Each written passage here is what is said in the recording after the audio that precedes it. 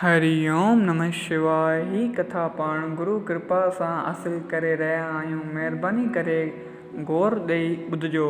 ममता जो मुल्ह मौर्य हुकूमत जी बर्पा कंदड़ ऐं तारीख़ में मशहूरु लोह पुरुष चाणक्य जी ज़िंदगी जो हिकु वाक़ियो संदसि कोमल हृदय जी बि ॼाण चए थो। जीअं त लोह खां बि सख़्तु चयो वेंदो हो, चाणक्य अञा कुमार अवस्था में हुओ, अञा ॿार हुओ। उन वक़्तु संदसि उहा ॼाण ॾिसी ज्योतिषी संदसि माता खे ॿुधायो त तुंहिंजो बालक कंहिं राज जो मालिक थींदो। लखें माण्हू संदसि चरणनि में सिर झुकाईंदा। माता इहो ॿुधी रोअण लॻी। माता भगत मां जी अखियुनि में लुढ़क ॾिसी चाणक्य पंहिंजी मां जी अखियुनि में लुढ़क ॾिसी व्याकुल थी पुछियो त माता, तोखे कहिड़ो दुख आहे? तूं छो रोई रही आहीं? माता ॻोड़ा उगंदे चयो त तुंहिंजी भाग में राज जो सुख लिखियलु आहे। इहा ख़ुशी जी ॻाल्हि आहे, पर तूं पंहिंजे सर ते राज मुकुट रखी मूंखे त विसारे छॾींदे। चाणक्य मुस्कुराईंदे चयो त ए प्राण प्रिय जीजल, मां तोखे कंहिं बमलायो आहे? कंहिं चयो आहे आउं राजा थींदुसि?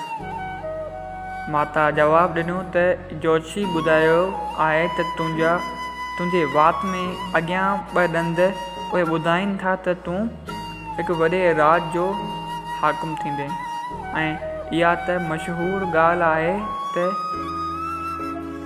पढ़ाई हासिल करे माण्हू पंहिंजनि वेझनि माइटनि खे बि विसारे वेंदा आहिनि। वाह माता वाह, तो उन ई ख़ौफ़ खां रोई रही आहीं? चाणक्य जो चेहरो गंभीर थी वियो। चई, माता इहा रोअण जी ॻाल्हि आहे? चई, इहा रोअण जी ॻाल्हि छा आहे? इहा त मशहूरु ॻाल्हि आहे त अगरि माण्हू में पैसो ईंदो आहे, माण्हू पंहिंजनि खे बुलाए छॾींदा आहिनि। तो चाणक्य जो चेहरो गंभीर थी वियो। इन भरिसां पयल पथर खणी अॻियनि 2 ॾंदनि खे ज़ोर सां हयो। ॾंद फॼी पिया ऐं खून जी धारा वहण लॻी। माता ज़ोर सां रोई ॾिनो ऐं चयाईं त इहो तो छा कयो?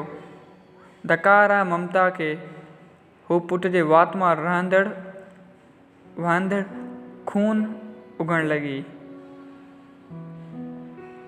चाणक्य खलंदे चयो त अम्मा, तुंहिंजे इन ई ममता ते हिकु मुल्क जी हुकूमत त छा, मां 3 लोकनि जी हुकूमत ऐं इंद्र जो आसन बि क़ुर्बान करे सघां थो।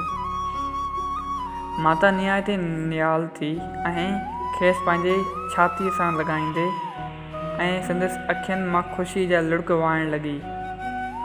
सच चयो अथनि, माता जे पेर हेठां सच ॼाण सुर्गधाम आहे। सभु कंहिं नबी वली जो एतबार माता आहे। तो जय सियाराम। अगरि ही नंढड़ी कथा तव्हांखे वणी आहे, ममता जो मुल्ह, इन कथा खे ॿियनि सां गॾु शेयर कयो त सभिनी खे लाभ हासिल थी सघे। तो जय सियाराम।